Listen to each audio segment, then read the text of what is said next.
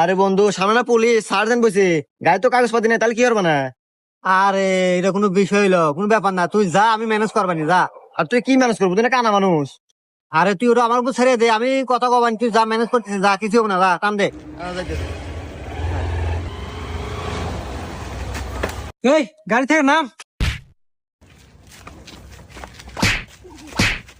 Sir আগ মেরেন না, ও কানা মানুষ। ওই তোর গাড়ির কাগজপাতি দেখা।